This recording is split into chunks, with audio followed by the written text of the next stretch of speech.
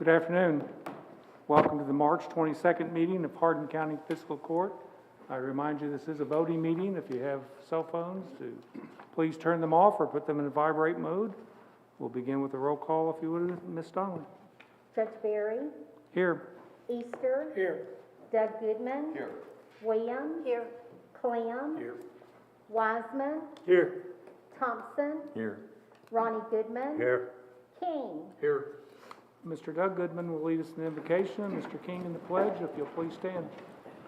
Join me in prayer. Dear God, our Heavenly Fathers, we're assembled today. We come to offer your praise and glory. We ask you to guide us in our decisions. May we use our best skills and judgment for all the decisions for Hardin County. Peace and harmony prevailing. For these things we ask in Jesus' name. Amen. Amen. Would you please join me in the pledge? I pledge allegiance to the flag of the United States of America and to the republic for which it stands, one nation under God, indivisible, with liberty and justice for all.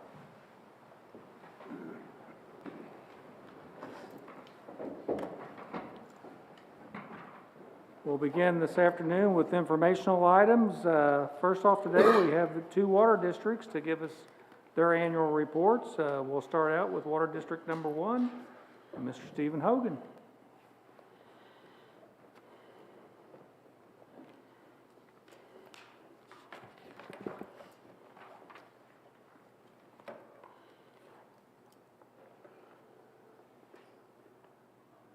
Good afternoon, Judge, ladies and gentlemen. I'm Stephen Hogan, District 1, Hardin County Water District Number 1. I'm the General Manager. Our annual report, we'll jump right in.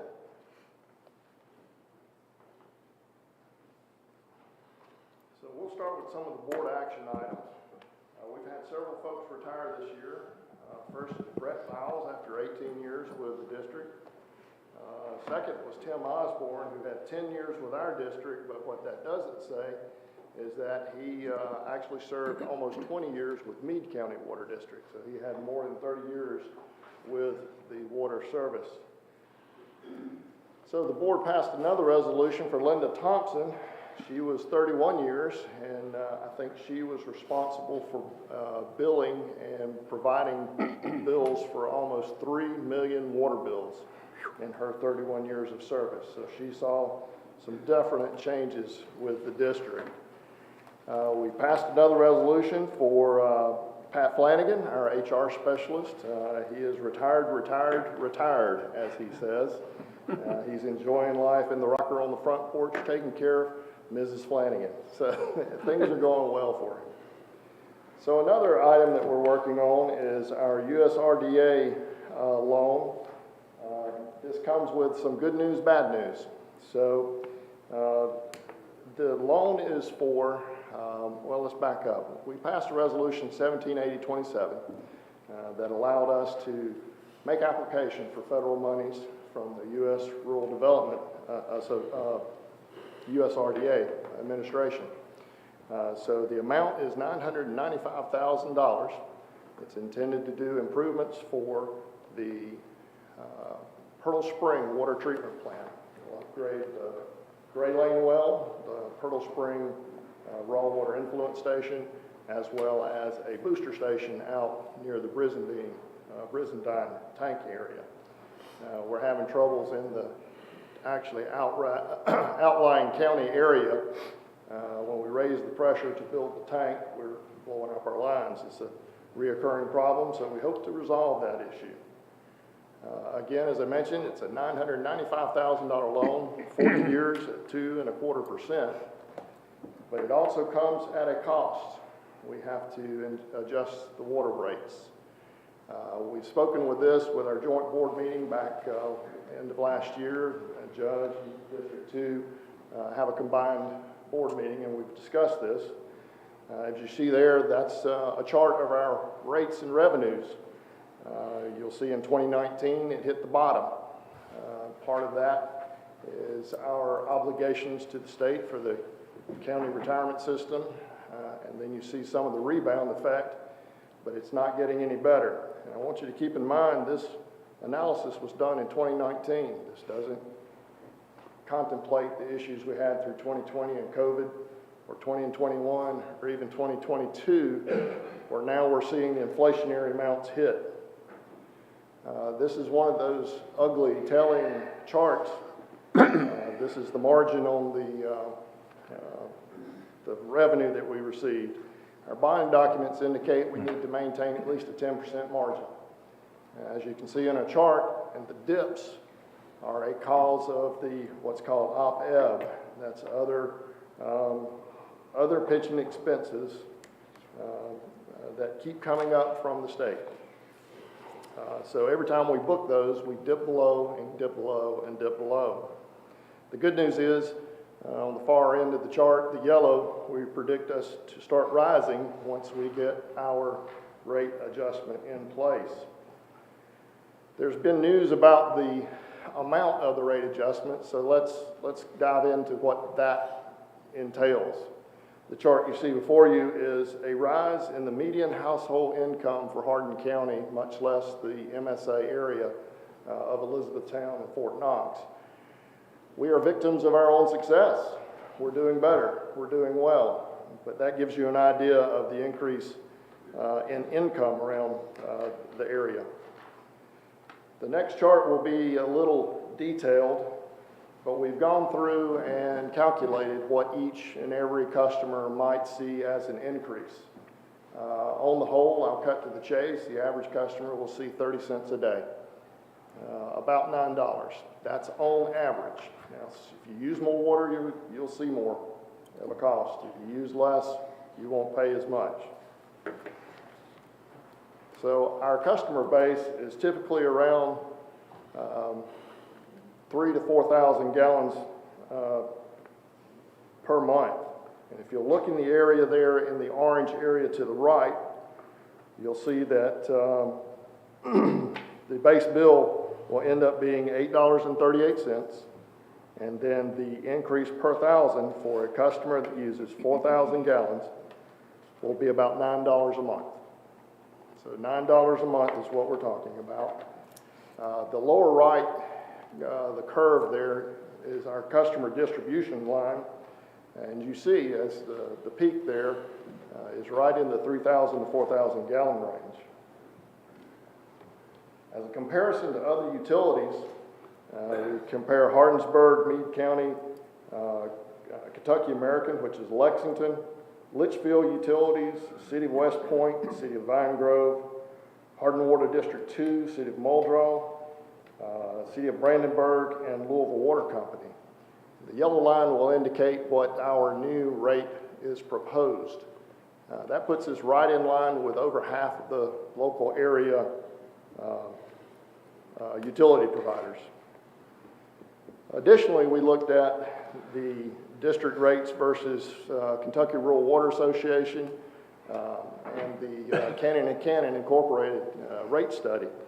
They did not do one for 2020, obviously the COVID reasons, but by projection, we would still be less than the average of the state at an average bill of $45.85.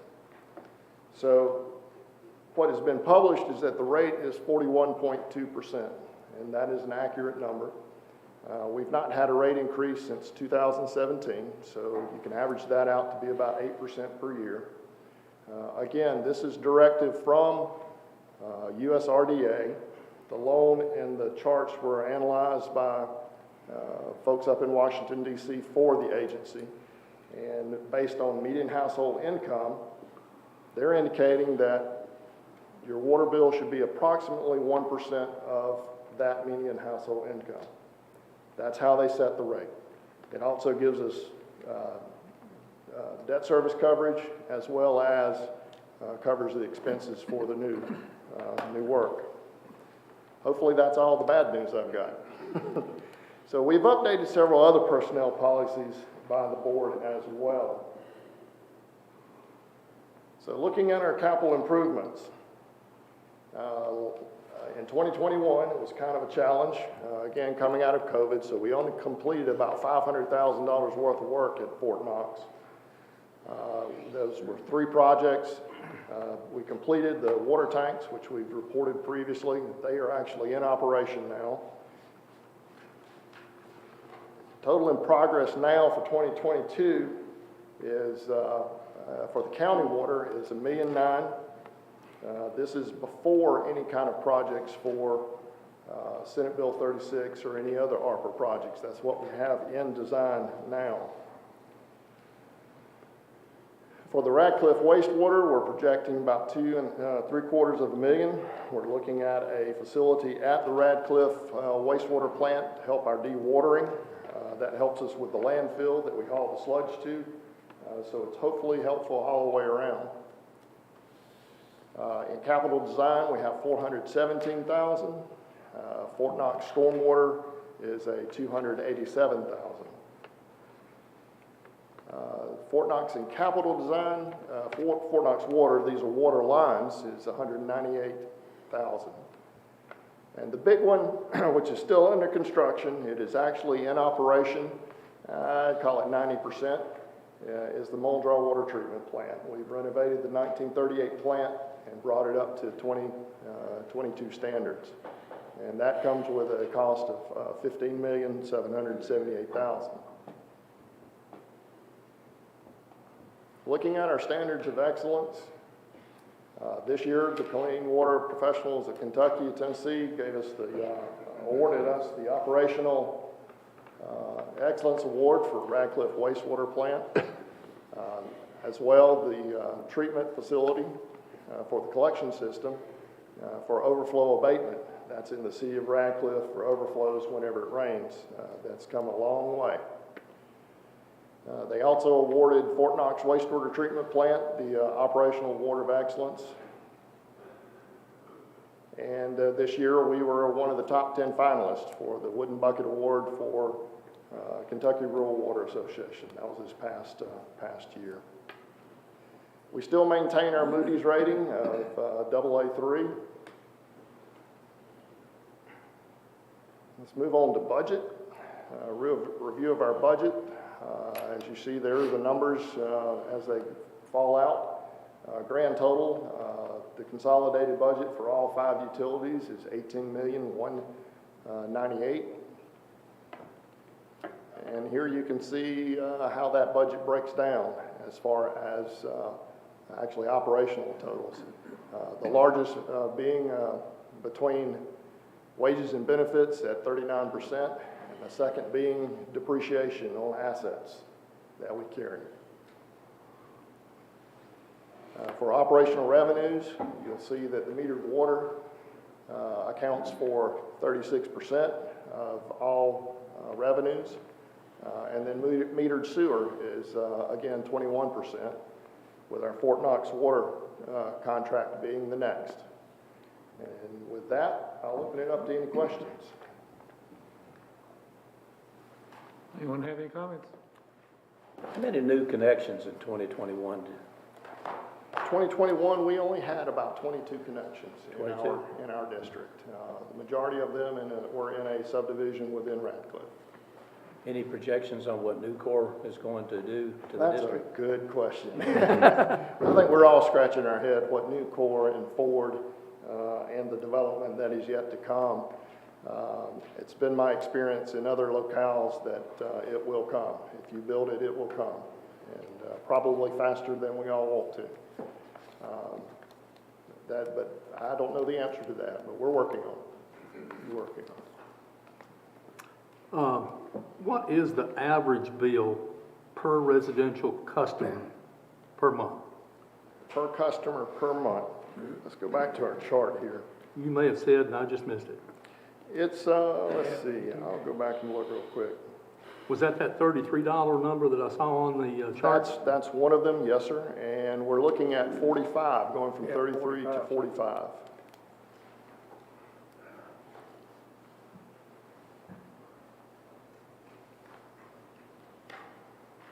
Let's see if I can go back to that chart real quick. Yeah, I saw that. Oh, you passed it. There we go. Let's see, is that one the most explanatory? Next one. Let's go to this one. So if you look, top left corner in the yellow section, in the cumulative percent of total, if you'll look down, 84% of all of our customers are 5,000 gallons or less.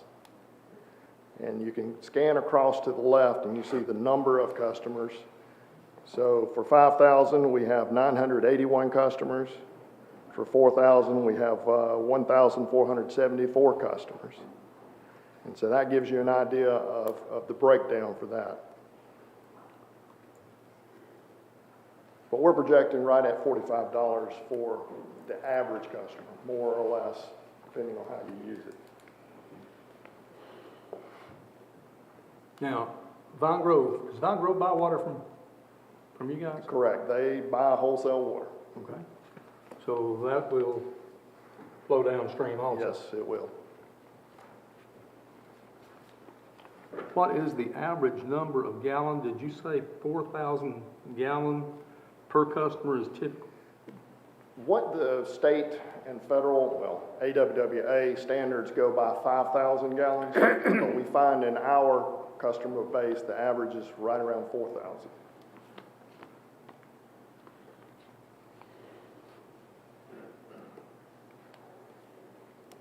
That's all I have. Thank you. Anyone else? Thanks. Very good. Thank you, We sir. appreciate the good news. Don't know about the bad news. Thank you for the good work. Thank you. I did have one more question, if you don't mind, please. The Muldrow renovation, is that mostly on grants? I'm sorry, Is that paid for mostly through grants? I'm sorry, I missed the The first part. Muldrow renovation? The Muldrow renovation, yes, the federal government funds through a 50-year contract all renovations and all work on the Fort Knox proper. By regulation, there is no crossover between the funds. So Fort Knox is standalone as well as the Got it. others. So that doesn't play into this? No, sir. Okay. No, sir. Thank you. Sir. And next we'll hear from Water District Number 2, Mr. Shaun Youravich.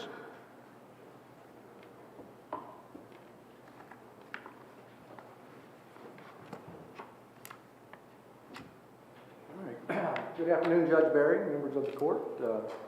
Thank you for having us here this afternoon. With me is our board chairman, Mike Bell, and administrative assistant, Kelly Lee. Kelly Lee is actually the one responsible for putting the presentation together, so I'll apologize to her in advance because I'm sure my presentation will not do her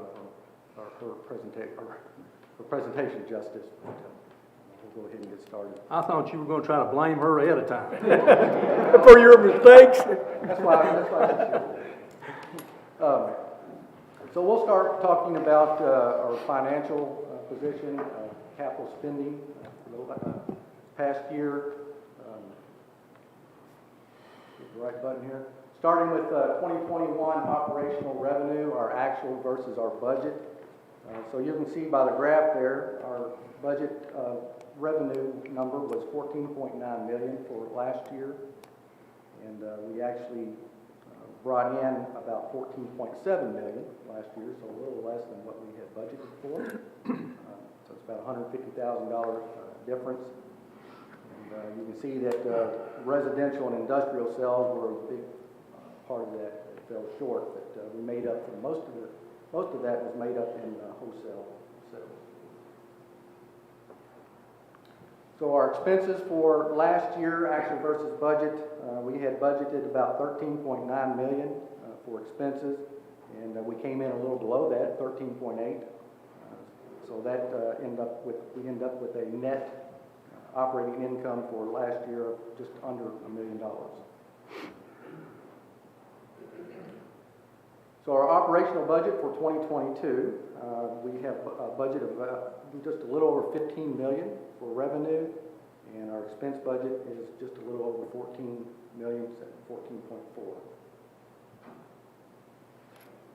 Looking at our revenue and expense trends over the past few years, you can see in the dark blue columns there, our revenue. We were seeing a slight increase each year in revenue until you get to obviously 2020. And of course, the dip in revenue there is due to COVID. We did rebound in '21, not as much as we would like to, but we did rebound to just a little above where we were in 2019. The expense trend, as you can see, has been increasing over that same time frame, and then it's been increasing at a greater rate than what our revenue has increased, unfortunately. And as you can imagine, with inflation as it is today, that will continue to increase. But I point this out, the trend, because I think it's inevitable that we will see a rate increase sometime in the near future. So looking at the summary of our debt, we have 5 bonds, and then we have an E-Town, what we call our E-Town note, which is a note to the city of Elizabethtown for when we purchased the water system back in 2014. And then we also have a ban or a bond anticipation note. Right now it sits about $6.1 million, and that's basically a construction loan for our new office facility.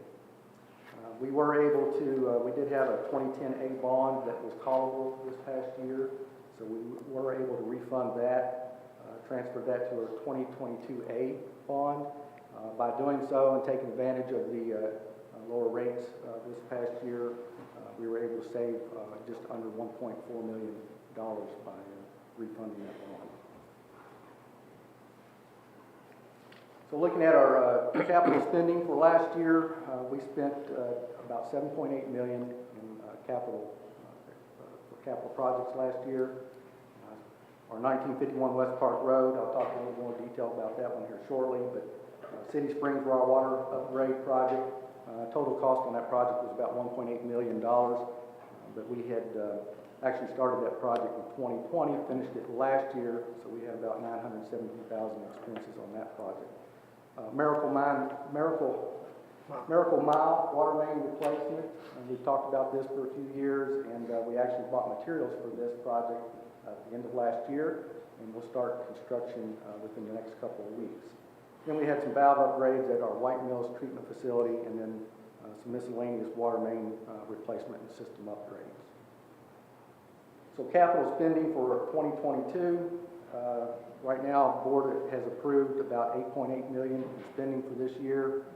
We have 3 water tanks that will require rehab work. Estimated cost on that is around $1 million. Miracle Mile water main, again, I just mentioned, we plan to start construction in the next couple of weeks and expect to spend about $400,000 more on that project this year. Downtown tank replacement water main upgrade project. This project we have not bid just yet. Total cost on that will probably be around $5.5 million. And this project will start hopefully in the next couple of months. We'll be able to bid this project, but it'll go on through 2023, and we expect to spend just under $4 million for that project. This project is the one that we received ARPA funds for, so the $1.7 million will go towards this project. And we actually received word last week on how to actually obtain those funds.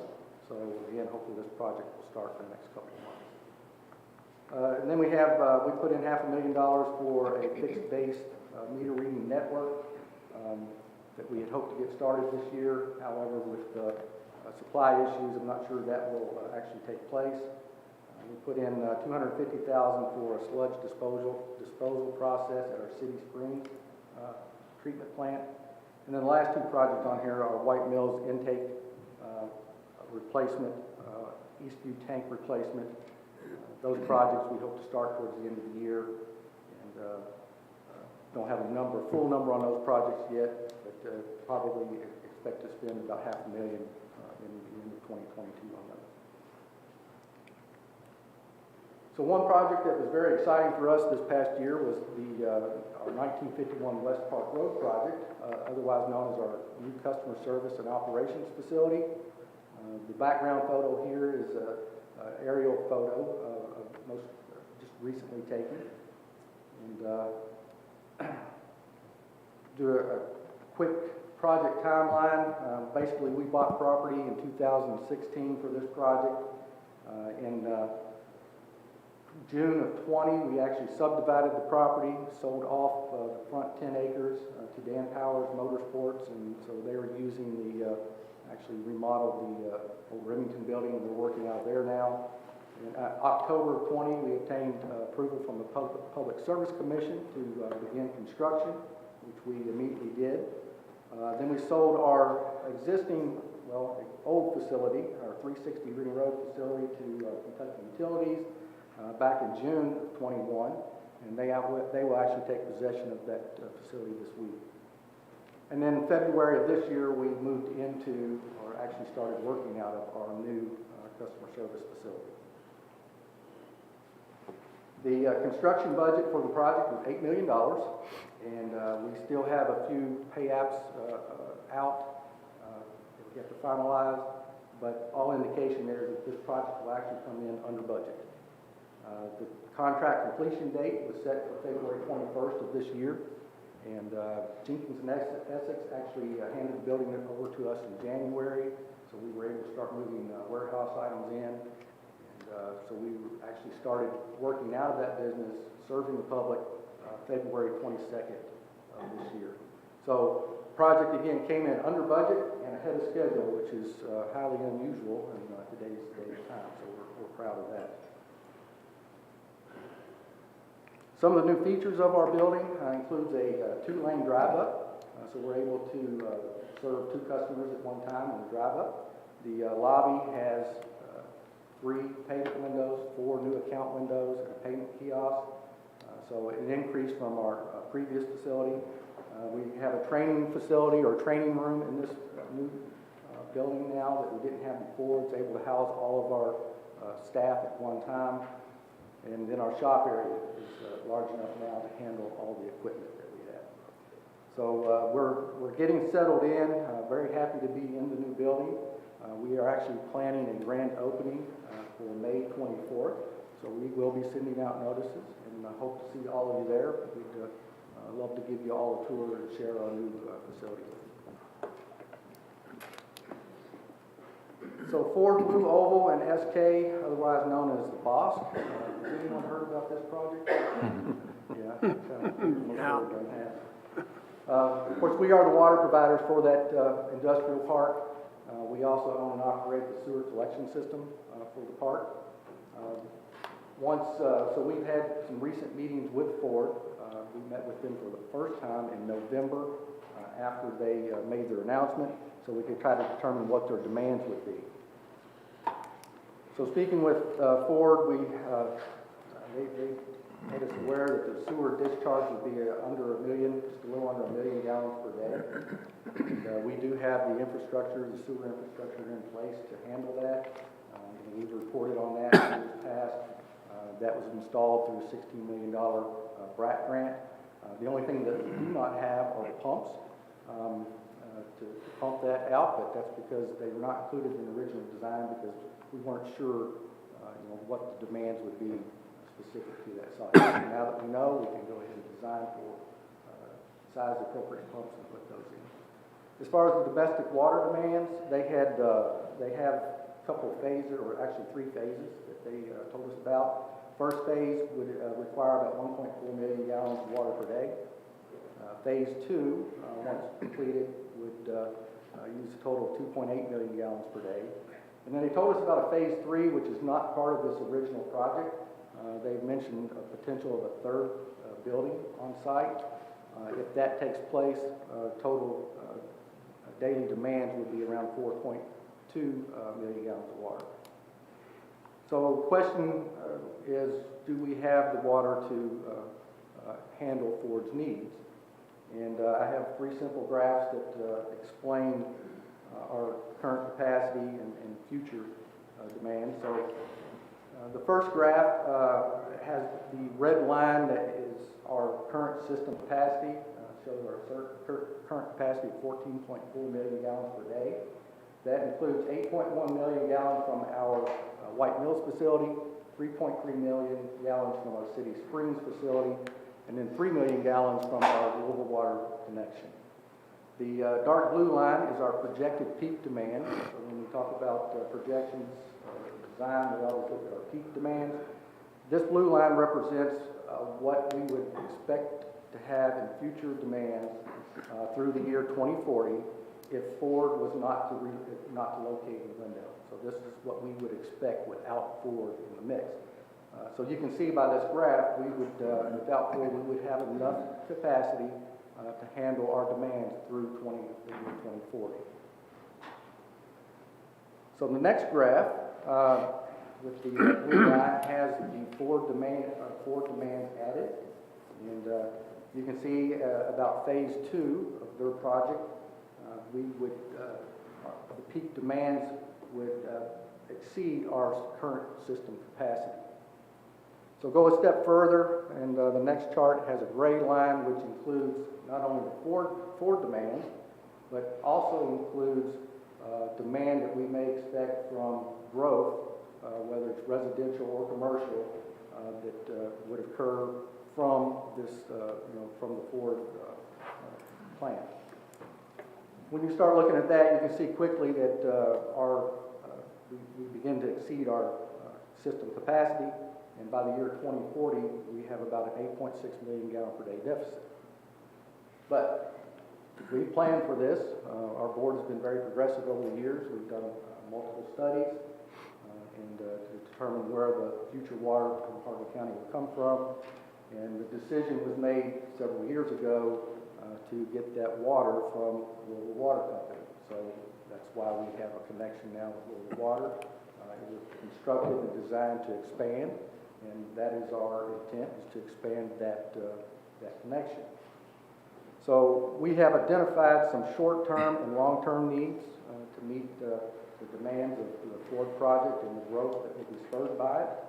Short-term needs will include like a 2 million gallon tank that would be located there on or near the Glendale industrial site. It will require a 10 million gallon per day pump station and an expansion of 2 existing pump stations. These short-term needs will expand our capacity from the current Louisville Water connection to 10 million gallons per day. Estimated cost on that would be about $11.2 million. Long-term needs include infrastructure such as several miles of transmission main, a couple of pump stations, at least 1 million gallon tank, possibly 2. The short or long-term needs are that's infrastructure requirements that expand the Louisville connection beyond the 10 million to another 7 to 10 million gallons per day.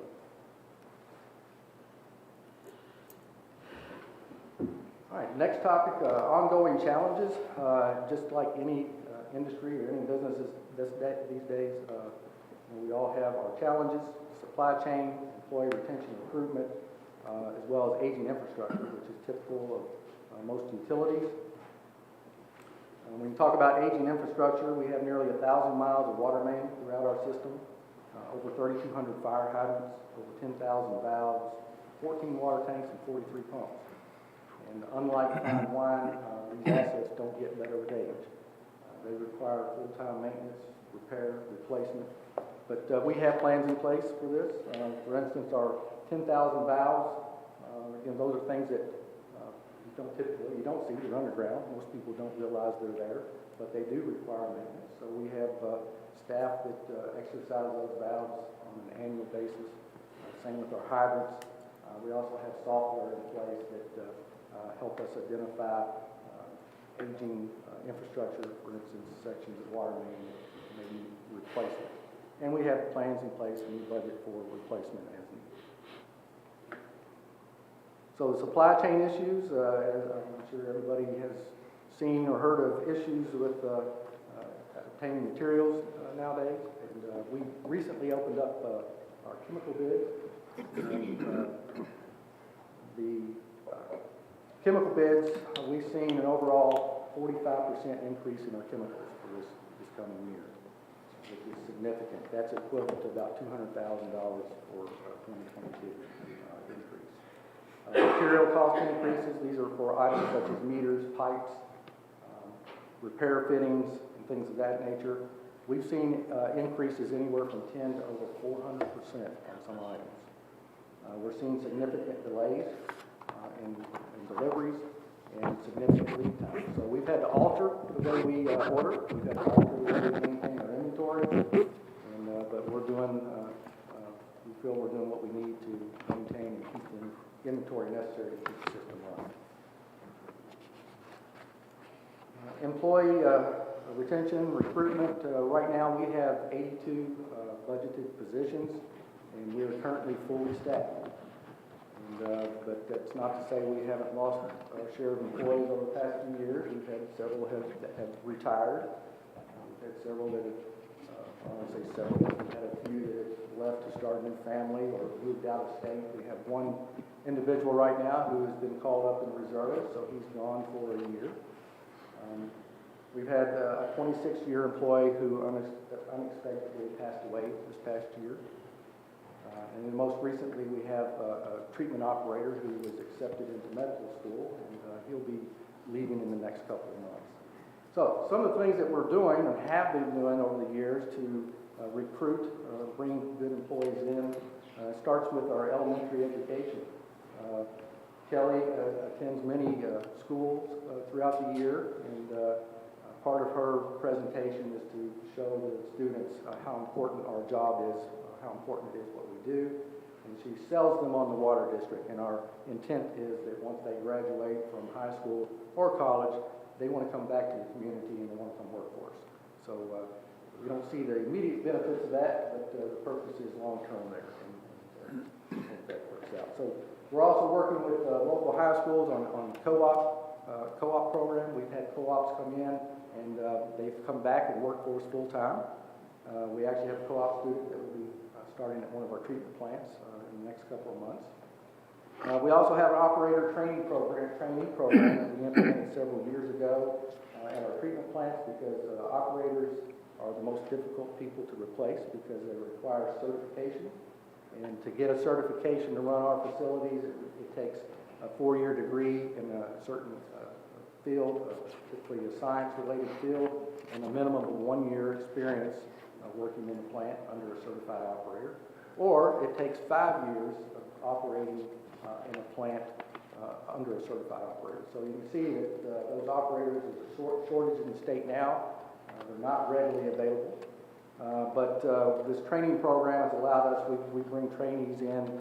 We had a training at this treatment facility, and the idea there is when someone retires or when someone leaves to go to medical school, we have someone in the background that is ready to step up and take their place either in a short period of time or maybe immediately, depending on how long they've been with us.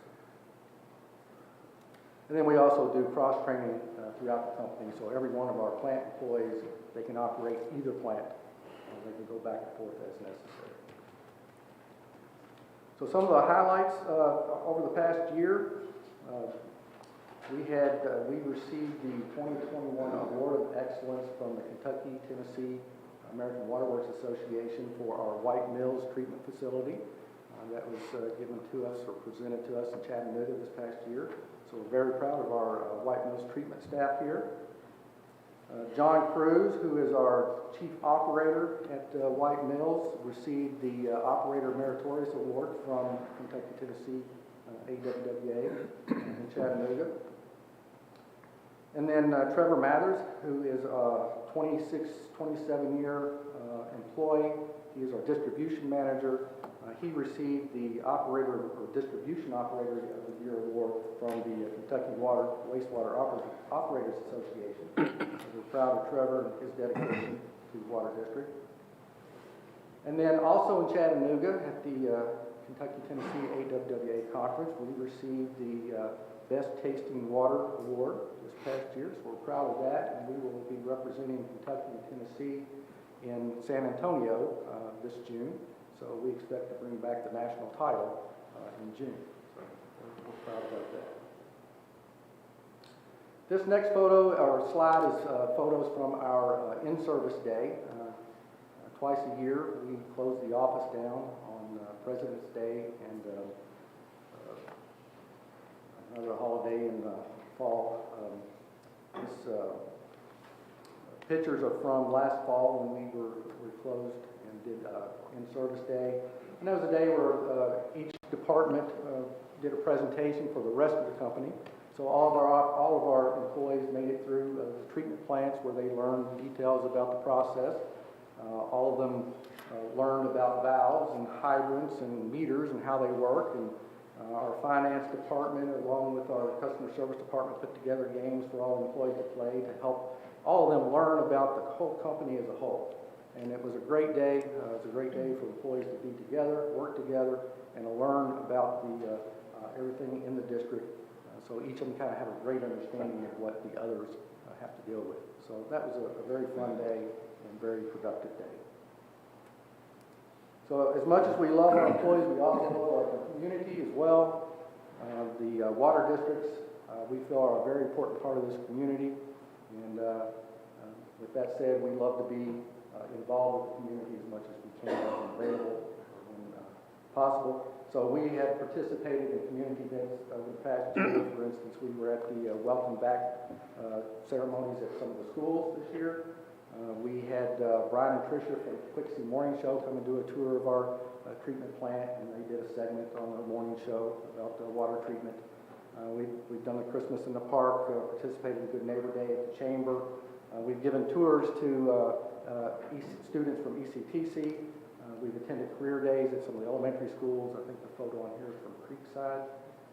And then we also participate in Rotary Smiles, which is a great dental program for the elementary schools. We've been doing that for a number of years. And then we've had a group of employees who volunteered at Feeding America. So proud of the employees that are taking their time to volunteer and participate in those events. So that's the wrong direction. That's all I have. Be happy to entertain any questions. Shaun, I just want to express my appreciation for your proactive planning and looking ahead to exceed the needs that are coming and meet the challenges. Thank you very much. Shaun? I asked the same question I asked Mr. Hogan. How many connections, 20, 21 new? We did a little over 200, I believe it was, for last year. And you did a great presentation about Ford. Who knows how to project anything there, but what time frame does that phase 1, 2, and 3, if we go to 3, what's the phase 2 for Ford would be 2027. Again, trying to determine what the growth would be, that's very, we put a lot of the growth at the front of our graph, so 2024 we could start to see some significant increase in demands from growth. Phase 3, Ford did not give any indication of when or if that would occur. Of course, dealing with water, any cybersecurity issues that we need to be concerned about? No, we actually, it's on our radar, and we actually just completed, which we have done several times, but we just got a report back today on, we actually have on staff IT department, but we also contract with a local company who takes care of all of our network needs and so forth. And we just received a report back from them today where we have them do a complete analysis of our system to see how vulnerable it is to cyber attacks.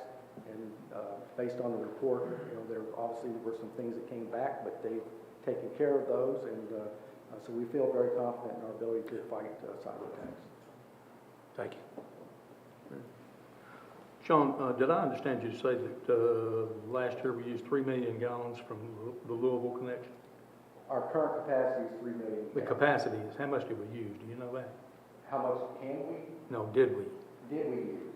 Yeah. We're right now, we are taking 1 million gallons a day. Million a That's day. per contract. From Louisville? From Louisville. I got you. And that's what for last year, it was 1 million gallons a day, and again, that's per contract. And we could take 3 million a day. We do, and actually, we have the ability, it doesn't have to be a certain volume per day, it's actually 365 million gallons per year, so we can take that anytime. So in the summer, we may increase those, and actually for the past couple months, we have been providing water to District 1 because of the plant construction that they're going on, they've had at their Mojo plant.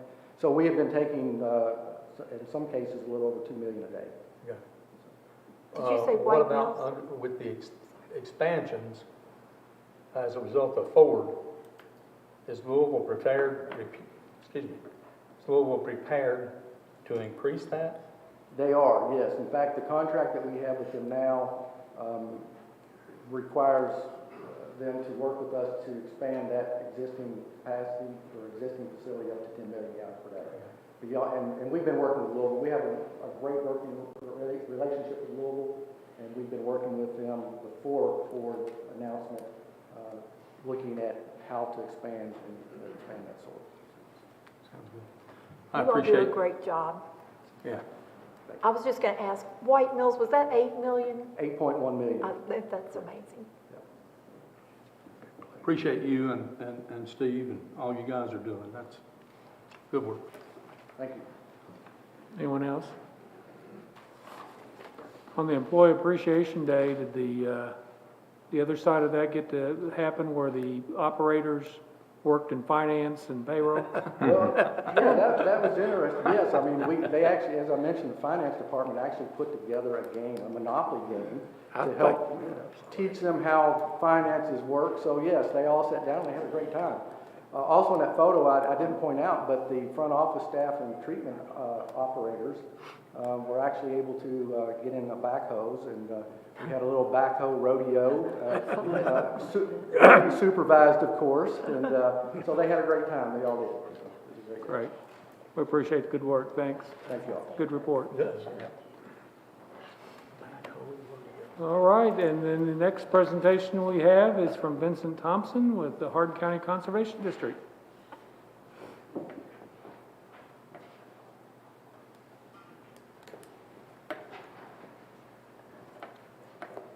Hello, Judge Barry. Hello, Fiscal Court, ladies and gentlemen. Good afternoon. Thank y'all for having us. Always like to start out with bearing gifts. So It's always the best part. I'll bring the check up there. This is for our dead elm removal grant that we have contributed with for years. I know we've not had the program totally free for citizens for a couple years, but we still do subsidize that program. We're always happy to work with you all on getting that taken care of. It's good for our water supply. We're happy for the help. Thank you. If you don't mind, I'd like to do a photo op at the end. If you don't. First thing we got is our budget. We just got that taken care of, and y'all should have a copy of that in your notes. I'd be happy to answer any questions if you want. I'm not going to go through all the details on it, but there wasn't too many changes made. Of course, there's a little bit of growth, and we're anticipating some inflation. We've had a new employee added, so just a little bit of changes like that. So I'll be happy to entertain those questions at this time. Do you have any comments or concerns? You had a great banquet. Glad y'all came. Food was great. I'm going to address that too. Then also we got the annual plan of work that we visit every year. Again, not many changes. Typically, the most change that goes through here is the fluctuation on the committee members. So again, y'all have seen that many years prior, and I don't anticipate any questions, but I'll happy to entertain those as well. If not, I'll move on. Keep on. I'd like to, if y'all will indulge me, like as you always do, for us to do a little touting on our community participation. I'd be happy to do that for you. The millage taxes that we collect, they're used for the art and writing contest. As those that attended the banquet saw, we had several students receive awards. This year we had 18 schools and 49 students participate in that. Then the high school college scholarships, we gave away 6 college and 1 high school scholarship. Y'all saw those participants receive that at the banquet as well. We do a recycling project with James C. Alton. Then we also do the tree seedling giveaway. We ordered 2,400 for 2022, and then that date is April what, Marcia? April 2nd. That will be held at the Hardin County Farmers Market. That's always a big deal. We typically get some news coverage on that, and happy to see y'all out there and maybe take a few trees home to plant in your backyard. Everybody wants pecans and everybody wants pawpaws, and this year we weren't able to get pawpaws, so might be some disappointed citizens. We also sponsor the 4-H FFA Youth Project Completion Show. That will be at the Hardin County Fair as always. We typically sponsor a couple students to go to conservation camp. They go down there and learn a few things about what we do and how to do some land management, soil management, and water management. We also like to sponsor the seasonal high tunnel. We had one put in at Meadowview. Principal Honecker out there did a great job. We were happy to work with that entire staff. They're using it as an outdoor classroom. Some of the teachers get to put some hands in the dirt and get the kids involved with that. So they were very excited when we did that. Remember that a couple years ago? It was last year, yeah. All right, and then we also have a sponsorship available for our local Envirothon teams. We don't have one this year, but we have had them in the past. Last time we had them, they were at Saunders Springs out in Radcliffe, and they were very pleased with that facility. And if we have another team, they'll be happy to come back on that as well. Then we also do a little bit of educational materials. Those come from the state. We pass those out to all the teachers that are involved with our programs. They can use them. They typically have between 3 to 5 lesson plans, which I know every teacher is very happy to receive a lesson plan that they don't have to plan on their own. We're happy to do that for them. We also sponsor the Safety Day, work with in collaboration with the Extension Office and 4-H. And then going back to the banquet, I'll close on that. I know we had Mr. Clem, Mr. Wiseman, Mr. Thompson, and let's see, who else? I think that was it this year, but next year when we have it, it's always the beginning of March, and we'll be happy to feed all of you if you want to come. So. Food was great. Did you like that we went with that option of having everything closed up? And it seemed like it made everything move very quickly, and we've had a lot of compliments on that, so I'm glad you enjoyed it. Any other comments? I'll be happy to entertain. All right. As always, we appreciate the great work you do. Yes, sir. Keep it up. Don't forget to stick around. I want a picture with you. You bet. You might not want that. All right, we'll move on to item 3, which is the public hearing for road closing of an unconstructed portion of Dogwood Lane. To conduct the public hearing, we'll have Ms. Jenny Oldham, the Hardin County Attorney. Thank you, Judge. KRS 178050 gives fiscal court the discretion to discontinue any county road. A request has been made by Valerie and Brett Fisher to close a portion of Dogwood Lane off Maple Drive in Woodhaven Estates. Notice of today's hearing was in the News Enterprise on March 13th, 2022, and on March 8th, 2022, this court appointed the viewers to make a written report on the discontinuance, and that's in your materials. The law requires the Planning Commission to review the discontinuance in accordance with the comprehensive plan, and so I'm going to have Adam King come up to speak to that now. Good afternoon. All right, as Jenny indicated, we've got a road closing request. It's an unconstructed portion of Dogwood Lane that's a 60-foot right-of-way off Maple Drive in Woodhaven Estates. That's Elizabethtown, Kentucky. The closed right-of-way would be consolidated into the adjoining lots there. Additionally, we'd get a 50-foot radius right-of-way dedication for a future cul-de-sac at the end of Dogwood Lane, the county-maintained part. The exhibits I'll enter into the record are KRS 100.3244, the meeting notification, the vicinity and zoning map, aerial photographs, a topography map, plats of Woodhaven Estates from 1969, 1994, and 2022, photographs of the site, the staff report and comprehensive plan analysis, Fiscal Court Resolution 2022-036, that was appointing the viewers. I also have the viewers report, and then proposed Fiscal Court Resolution 2022-044, and then I'd also like to enter the county's comprehensive plan and zoning ordinance into the record. So again, as Jenny indicated, KRS 100.3244 states that the Planning Commission needs to review any proposed street closing with regards to the comprehensive plan and make a recommendation to Fiscal Court. The Planning Commission recommendation is for closure of this right-of-way. These are the meeting notifications. So again, 3 signs have been posted on the property since February 11th. Put them out there for the Planning Commission review, and then just left them out, changed the date and time for the Fiscal Court review. The newspaper notice in the News Enterprise, and then 6 letters were mailed to the adjoining property owners on March 3rd. So Woodhaven Estates is in the Kentucky 313 corridor. It is up north of Battle Training Road off Kentucky 251 Shepherdsville Road. And the right-of-way we're under consideration here is there highlighted in red. So it's in Woodhaven Estates, and we're just northeast of that intersection of 434 and 251. And again, the property zoned R3. Here it is on an aerial photograph. I'll zoom in a little closer. So those gray blobs there, you'll notice on the aerial, those are mapped or identified sinkholes or depressional areas. So I would venture to say that's why this portion of the road was never constructed. And you'll notice there on the topography map that there's quite a bit of extreme topography here falling to both those sinkholes on either side of this right-of-way. There's the initial plat from 1969. Here was an amended plat where it was shown on 1994. And then the proposed plat from today. So again, Brett and Valerie Fisher are proposing to close that right-of-way. They'd merge two lots there together. And then on the other side of it, at the end of county maintenance, they would dedicate the right-of-way for a cul-de-sac. They're wanting to do this because they wanted to build a barn in the vicinity there of the right-of-way, but outside of the sinkholes, obviously. Here's just an enlargement. So again, a portion in red would be the 60-foot right-of-way. The street is unconstructed that we'd be closing. Other arrows pointing at the 50-foot radius right-of-way for the dedicated cul-de-sac. Again, the snippet there on the bottom left, that's from the subdivision regulations that we no longer would allow anyone to do a dead-end road. So if you're not creating any more traffic, you dedicate the right-of-way.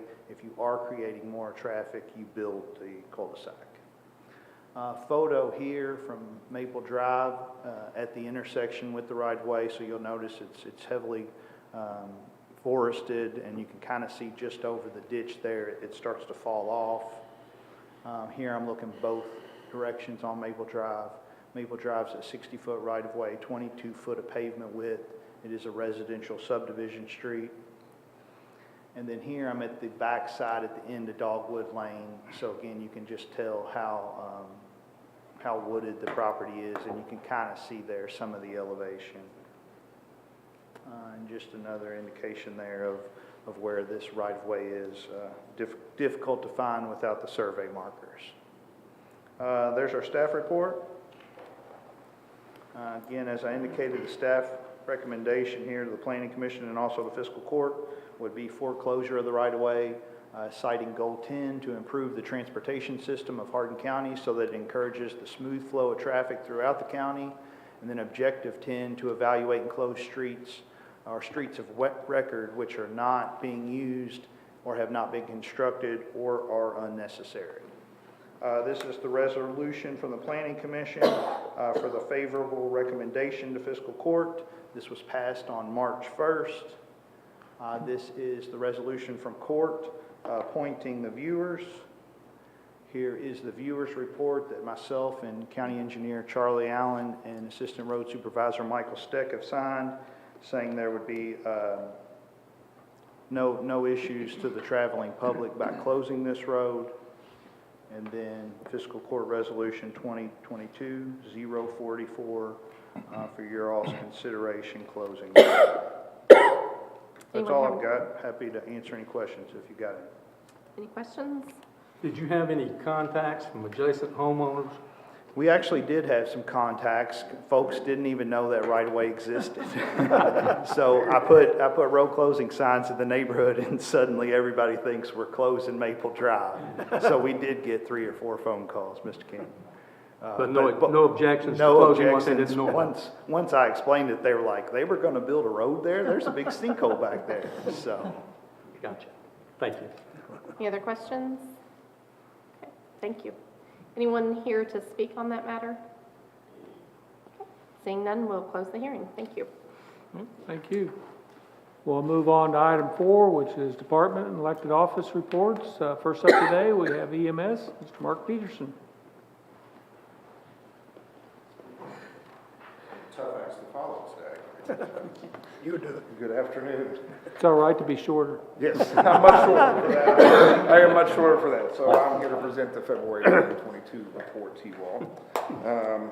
February 2022, we made 1,213 responses. Of those, 764 were 911 type responses that ended up in transports to a hospital. 221 of those were transfers either out of Baptist Health Hardin or any of the convalescent homes in the area. And 228 of those were others, which were cancellations, corner scenes, stuff like that. Monthly collection comparison for 2020-21 versus 21-22. Even though our runs were down, our collections are way up this February versus last February at $444,478, which I'm very, very pleased with. Looking at miles for 2021 versus 2022, miles are way down as well. We've only traveled 299,554 miles so far this year.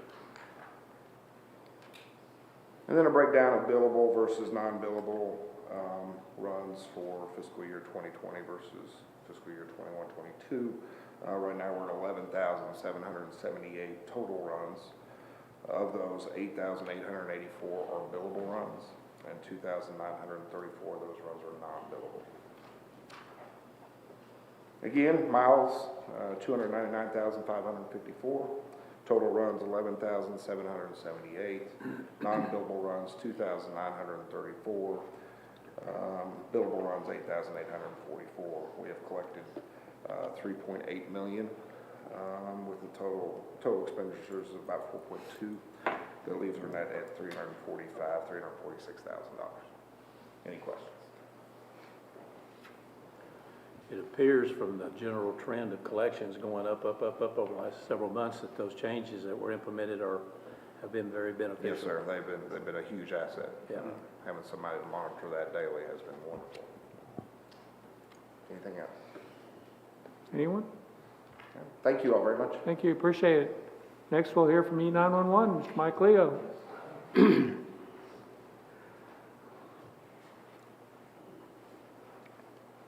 Good afternoon, Judge Barry, members of Fiscal Court. Bear with me, I may transpose these. I forgot my reading glasses. I'm here to present. Huh? Please. I'd let you use mine, but you couldn't see. Not close up anyway. Well, you look smarter already. I'll be honest, it's a little too powerful there. I'm out to wing it. Didn't work after all, did they? I'm here to present the February statistics for the 911 Center. Total 911 calls answered, 3,850. 6,355 CAD reports created. Answered 2,563 administrative calls. Dispatched ambulance service 1,358 times. Dispatched the fire departments 415 times.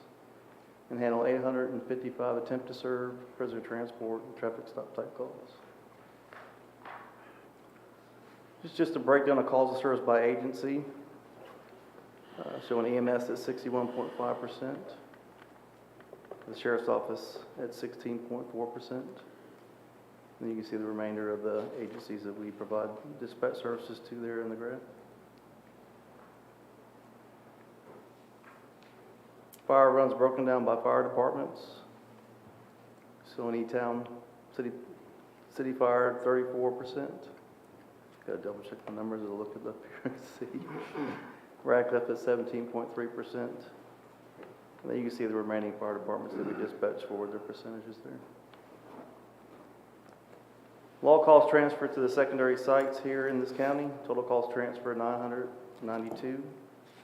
354 to Radcliffe Police, 505 to E-Town Police, and 133 to the Kentucky State Police.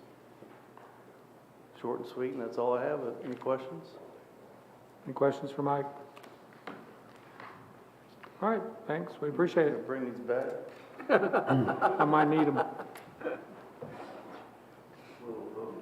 Thank you. All right, next we'll hear about the detention center, Mr. Jailer Josh Lindblom. Good afternoon. Good afternoon. Y'all doing all right today? We're doing great. Can't wake y'all back up.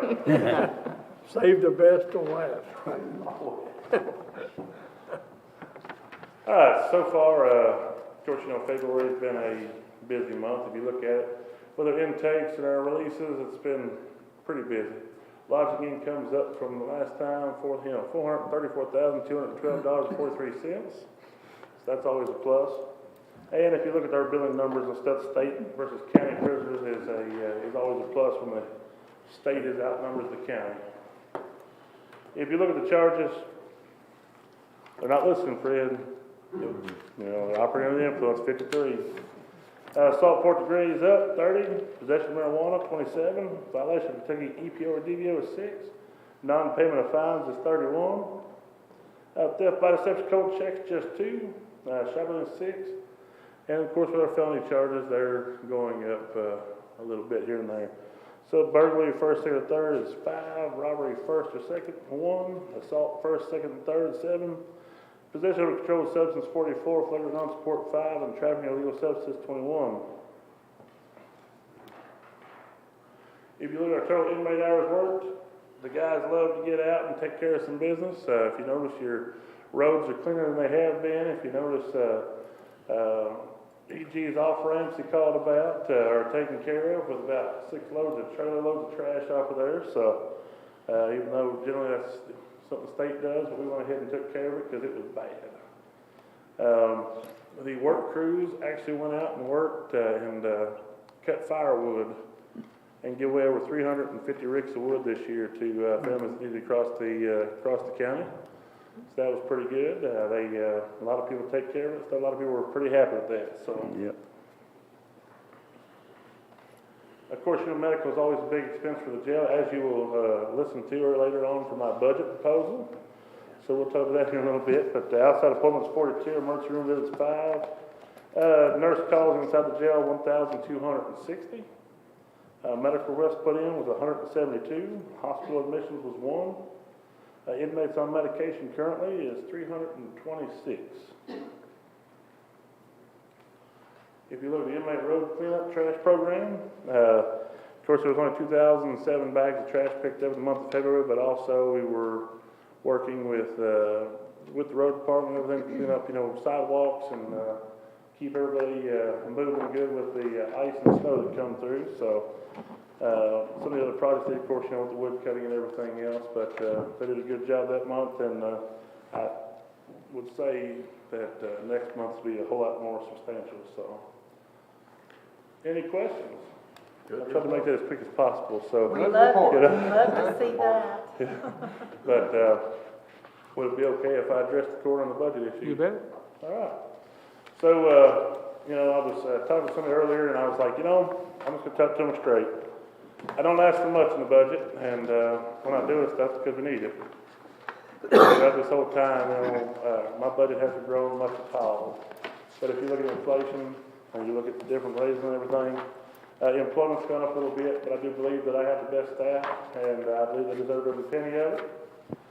If you look at utilities, you know, he talked about a 30-cent a day residential increase. Well, I wish the jail got a 30-cent a day, you know, residential increase, you know, but it just don't work like that. So far, in the last 3 years, 2 months, 22 days, we haven't paid out a single lawsuit. Haven't paid out a single unemployment claim.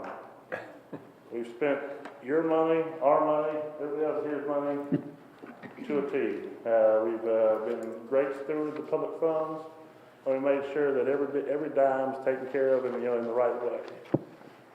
Years ago, 20 years ago, Louis Lawson told me, he said, Josh, he said, don't be a sayer, be a doer, and that's what we did.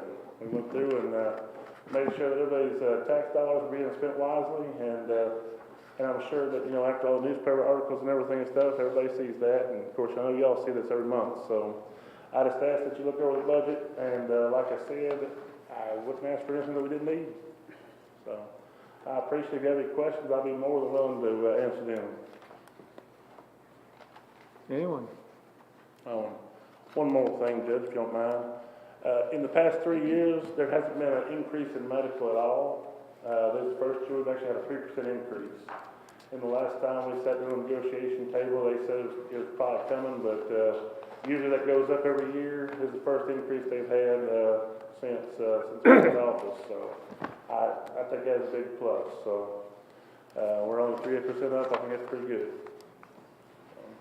It is, you're doing a great job with the budget. You work extremely well in trying to keep costs down, keep things in control, and I also commend you for the efforts you put forth with the General Assembly, working through your association, lobbying for more funds. And that's brutal. It is. But you've done a there's great a lot job. of good stuff coming for next year through the legislature, so it'll be all right. But I thank y'all, and if you ever have any questions and stuff, you know where I'm at. Good job. Appreciate y'all. Thank you. We appreciate you. Thank you, big man. Next. Judge, if you don't mind, I just want to say too, what the jailer and his staff have done through COVID has just been phenomenal. I mean, many counties had wholesale prisoners released. They didn't do that. They kept the courts running. I know some days, and you're still doing that, some days he's accommodating 12, 15 counties a day to do, what's that?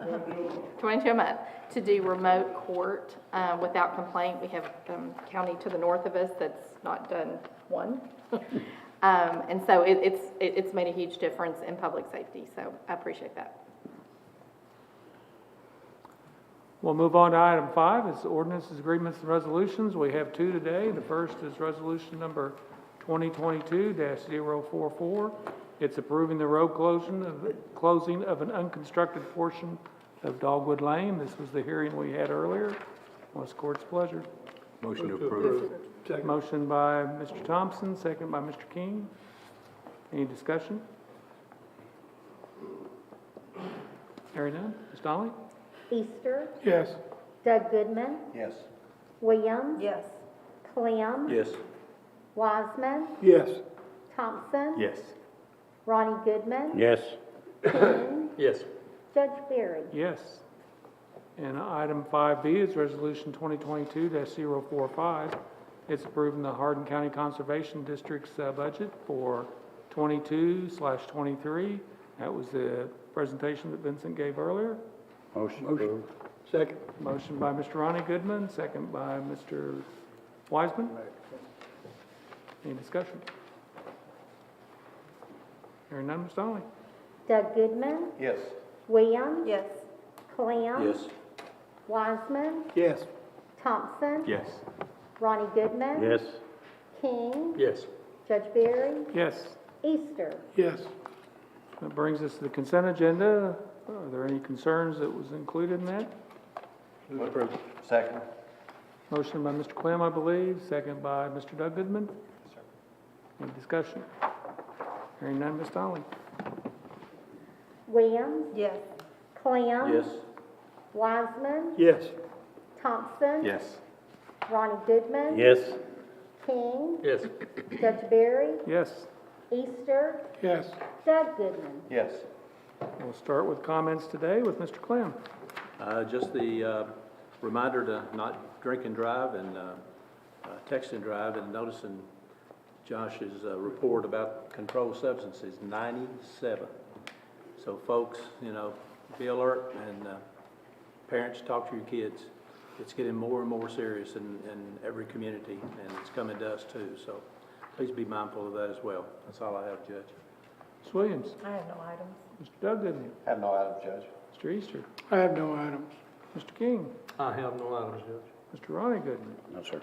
Mr. Thompson? Just a couple things. Farmers are out on the roads preparing for spring planting and crops. Remember to share the road, watch for them, and accommodate their needs, because often they have large equipment that they move temporarily on our county roads. And to piggyback on what Magistrate Clem states, while you're driving, take yourself a trash bag inside your car with you and keep your trash cleaned up and not tossed out on the countryside. Thank you. Mr. Wiseman? No items, Judge. Ms. Oldham, anything from your office? No, thank you. Ms. Donnelly? No, sir. All right. I'd remind everybody that the next meeting of Hardin County Fiscal Court is Tuesday afternoon, the 12th of April, here in the courtroom at 3:30 in the afternoon. And if there's nothing else to come before us, a motion would be in order to adjourn. So moved. Second. Motion by Mr. King, second by Ms. Williams. Hearing no objection, we stand adjourned.